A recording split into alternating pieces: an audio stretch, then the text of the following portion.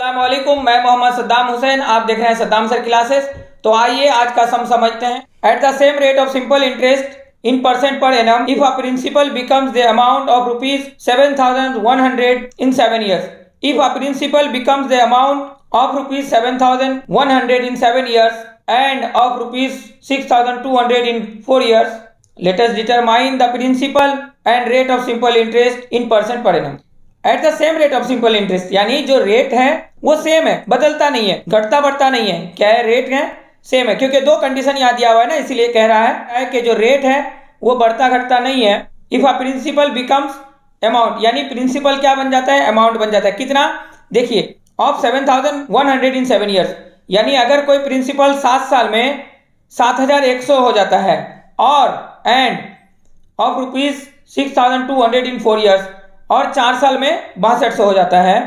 Late us determine the principal and rate of simple interest, यानी हमें हिसाब करके हमें क्या निकालना है? प्रिंसिपल और रेट निकालना है। देखिए सर क्या है, यहाँ पर जो रेट है वो कॉमन है, दोनों में सेम है, रेट बढ़ता घटता नहीं है। दो कंडीशन है कि 7 साल में पैसा कितना होगा आपका? 7,100, यानी आप बैंक में कुछ पैसा लगाते हैं वो पता नहीं है, और कितना के हिसाब से रेट दे रहा है वो भी पता नहीं है। दो चीज पता नहीं है, एक तो प्रिंसिपल और दूसरा रेट। तो आइए इसे एक मिसाल के तौर पर पहले समझते हैं। Let us determine the principal and rate of interest. तो हमें क्या पता करना है? प्रिंसिपल पता करना है और रेट ऑफ इंटरेस्ट। प्रिंसिपल क्या है? जो पैसा आप लगाए। मान लीजिए आप बैंक में 100 रुपया लगाए। कितना लगाए? 100। और रेट मान लीजिए कि 10% दे रहा है। बड़ा सिंपल सा एग्जाम्पल समझते हैं कि आपने बैंक में कितना लगाया?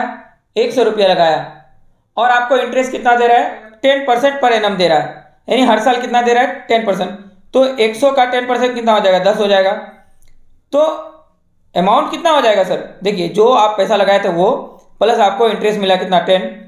तो ये दोनों मिला के कितना हो गया? 110।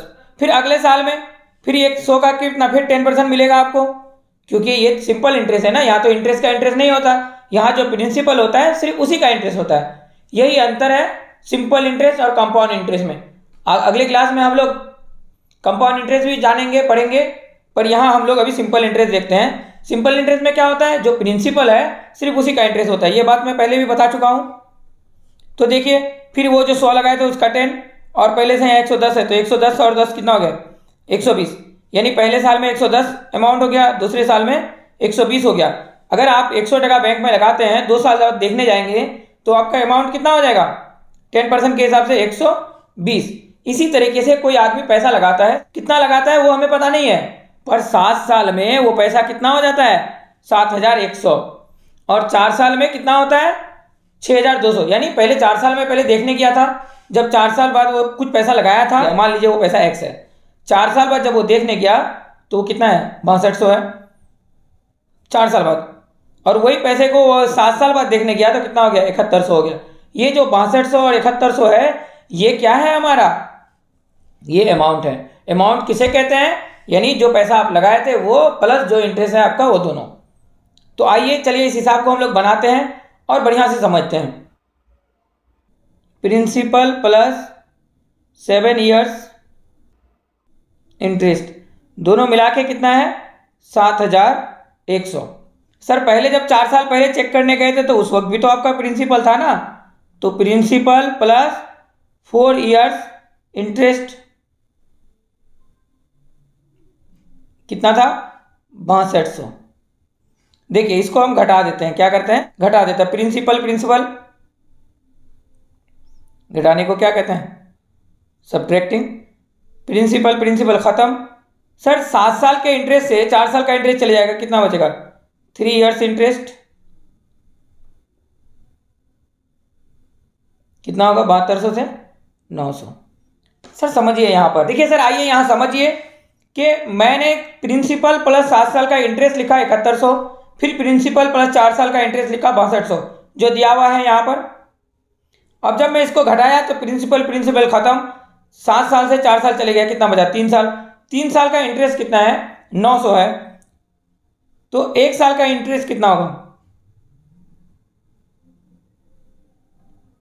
1 साल का इंटरेस्ट कितना होगा? 900 बटे 3, क्योंकि जब 3 साल का 900 है तो 1 साल का कितना होगा? 300 होगा। तो देयरफॉर 4 ईयर्स इंटरेस्ट 4 साल का इंटरेस्ट कितना होगा, 4 गुना 300, कितना हो गया,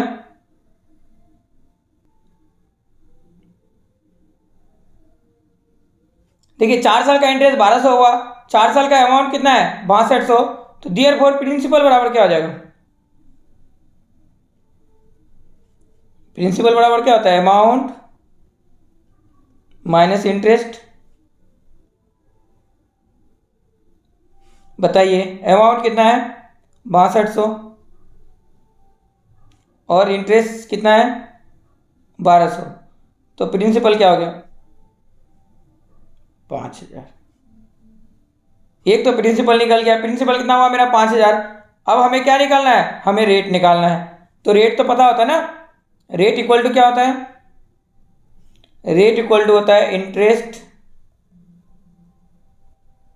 गुना 100 बटे ये रेट है आर है, तो यानी यहाँ क्या होगा पीटी। बताइए इंटरेस्ट का, इंटरेस्ट कितना, इंटरेस्ट 300 गुना 100, प्रिंसिपल कितना है, प्रिंसिपल है 5000, कितना है 5000, और 300 जो आया है इंटरेस्ट कितने साल का है, 1 साल का, तो टाइम कितना होगा 1 होगा। चलिए 2 जीरो यहाँ से 2 जीरो यहाँ से खत्म करते हैं, 50 दूनी 100 यानी 3 दूनी कितना आया 6, 6 क्या है ये रेट है, तो 6% रेट आया। प्रिंसिपल कितना है 5000 और रेट कितना आया 6।